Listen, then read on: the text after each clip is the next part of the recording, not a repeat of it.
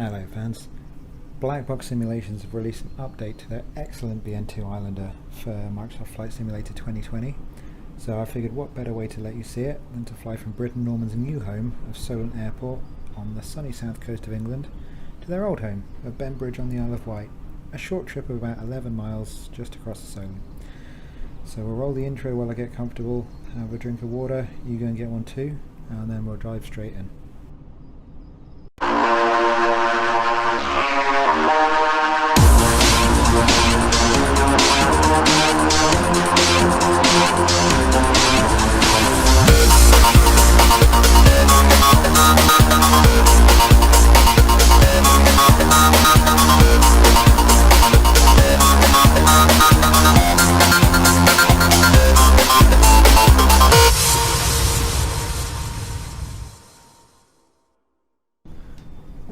So the first thing that's immediately noticeable is that they've added a lot of ground equipment, boarding steps, covers, engine covers, pitot covers, stuff like that. So that's a nice touch, and the textures look better. They're still not perfect, but they look good enough, and especially they don't seem to challenge my little MSI Leopard too much. So jump in the cockpit. Everything that's changed in here is nice. We've got a little clipboard down here where you can add in all the ground equipment, which I think was copied over from the original Trilander. We also have this little stopwatch now, which works and lets you reset it, record times and stuff like that. So you've got the door control switches over on this side. You can hide the yokes by just clicking on them, and if you hide the second yoke as well, it'll get rid of the rudder pedals and the steps as well, so it'll make it into a proper single pilot aircraft, which is a nice little touch. A few of the processes have changed as well, and you can click on this little Aspen avionics sticker as well here, which will replace it with the Aspen EFIS, which is it's alright, but it's kind of nice flying it old-fashioned world. So you can now click on most of these, obviously when the battery is on, to test the lights as per standard procedure. We've also, the cocks always seem to default to off as well, so you need to rotate those around or else you'll have no fuel into the engine whatsoever and won't be flying today. The map light does also work as well. So the other thing that we need to do that you didn't have to do before is a starter isolator switch down here. That goes to on when you're starting and disables the external power and goes off again when your engines are running. So startup process is pretty straightforward. So we turn the battery on, we turn the isolator off, obviously lights as required. I'll keep the yoke while it's hid because it's a bit awkward trying to click things underneath it. Standard process for the Islander, the engines are air cooled, so props all the way forward to full pitch, and also obviously fuel fully forward. Crack the throttle a little bit, doesn't need a huge amount.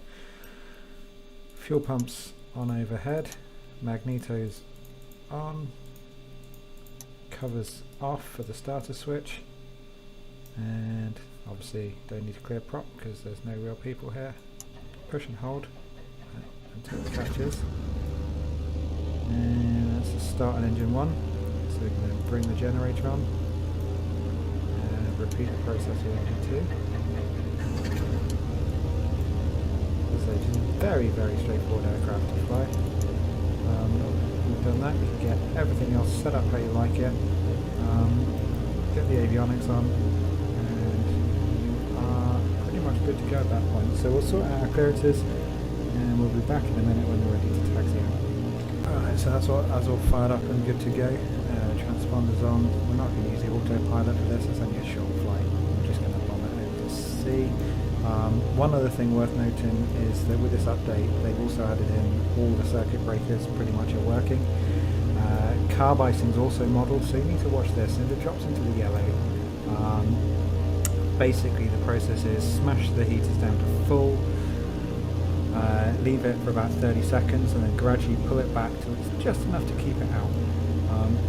Obviously you've also got full engine and airframe anti-icing, windscreen heating down there. We've got on for this, although we shouldn't need it. And your outside air temperature indicators here, so these also work. And that also opens as well.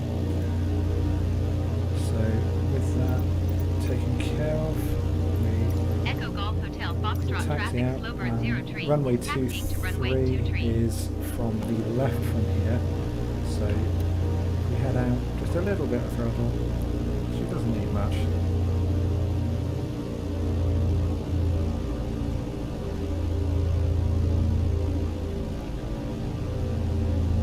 We're moving, and this is runway 23 right here. So general process, we feed in about 5% flaps, that's all we need. We'll also, while we're taxiing, change the source to the GPS as well. So we're not going to use the autopilot, but as well. There's actually a park off here to the left. It's not modelled in the sim at the moment, but it's made me very happy. We did get a bit of a better airport for Daedalus. The Britain Norman factory is over that direction. Final checks. Everything is looking promising. So Echo Golf Hotel Foxtrot traffic slower at 03. simply a case Taking off runway of 23 west lining up, departure. smashing the throttle fully open, and as soon as we're up, she'll climb out about 10 degrees, aim for about 80 to 90 knots on the climb out. Can put flaps up pretty much straight away on her. She just loves to fly.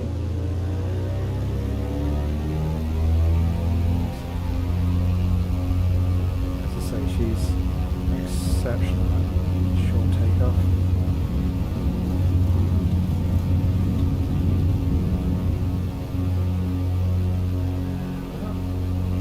If anybody ever does find their way down to the Onslow, then down to the left next to the tower there's an excellent cafe as well called the Cafe 05. So pull our flaps up,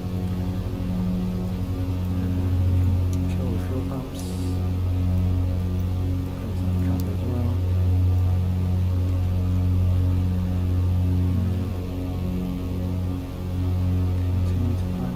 Now, cruise is going to be very short here, but pretty much as soon as we're out, you can pull the props back to about 2500. Solent approach slower at 03 is tight Pull Britain the Norman throttle Islander back 1 to mile southwest of Echo Golf Hotel Foxtrot 25 700 feet. manifold pressure, Request flight following.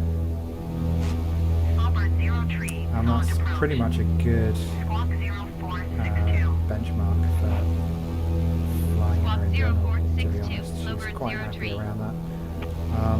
Auburn 03 radar You can also contact obviously 2 miles pull the southwest throttle of Echo back, Golf Hotel pull the Foxtrot, fuel back. 1,200 feet. I normally pull her back till the engines make a kind of slight drop, Roger, slower at and 03. then push her back in, and then pass a happy medium for it.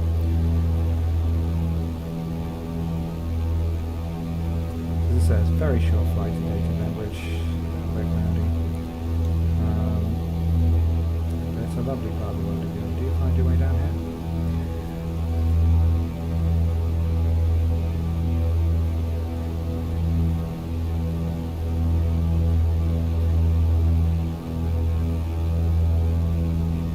Obviously, if anybody would like to see a video about either the Islander itself or just the area, Solent Airport, that kind of thing, just leave me a message in the comments and I'll see what I can put together.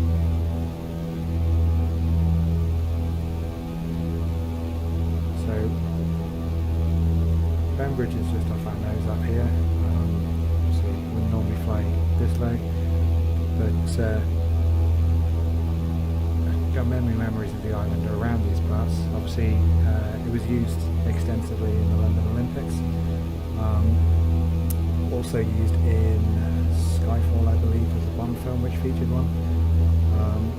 And Hampshire Police used to operate one out of this very airport, Daedalus, not Bembridge, which we used to see flying around all the time until they got rid of their own air unit and merged with the MPAS service and their helicopters. I believe the if they want a PPL rather than need a commercial license as well, so they draw from existing constables. Fun fact there for you. So ordinarily we're going to be flying a bit longer. We'd feed in some carb icing at this point, but as we're going to be settling down in no time, there's not really much point. As you can see, very, very easy to keep flying, keep straight. So what we'll do is we'll just pass over Benbridge, and then as we do, we'll drop the flaps and we'll just come straight in.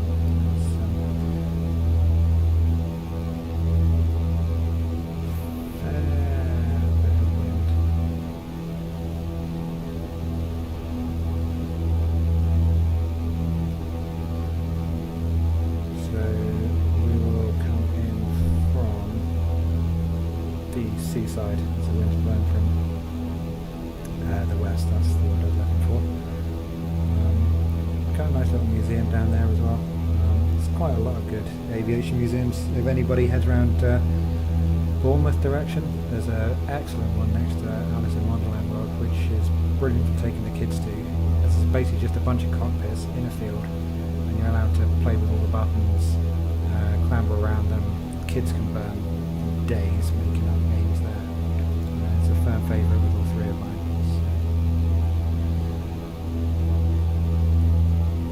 So as promised, this is nice and short, so we're just going to pull off some speed at 115 knots. We can get the flaps down. Going to pull out to the sea end. It's going to be an incredibly sloppy, very, very short final.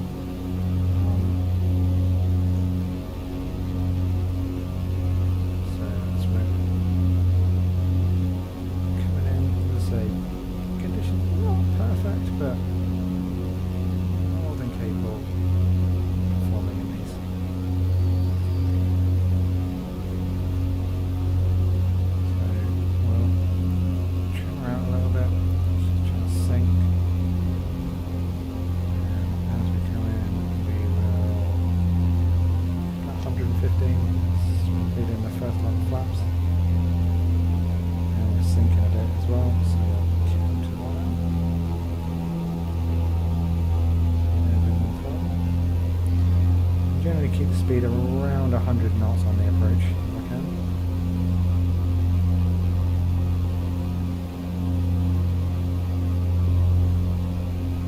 And I'm terrible at multitasking. I should probably put the fuel pumps on here as well. But, it's not going to matter for this one.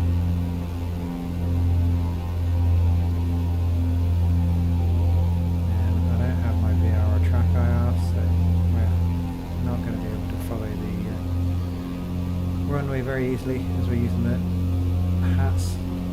There she is. As you can see, it's not the cleanest approach. Also not sure what that artifact is. That's a flight sim thing rather than a model thing, because I've seen that on many. Something to do with the lighting. Feeding the second set of flaps. This is going to be a messy approach, but again, you're more than capable of settling down. Nice and easy on here. We'll keep her around 85-90 knots. Whilst being conscious of the fact we don't want to park in all these trees. Could be something to do with the anti-air and stuff like that. Back thing. Okay.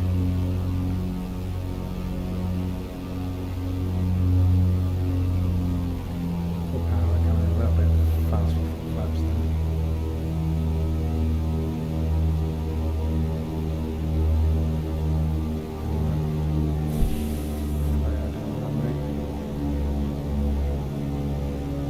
Echo Golf Hotel Juliet, traffic Slowbird, 0 tree 1 mile southeast 100 feet, inbound to land runway tree 0.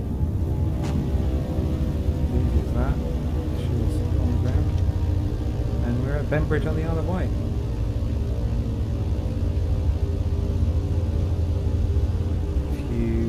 bear with. We'll get her turned around and I'll rejoin you afterwards.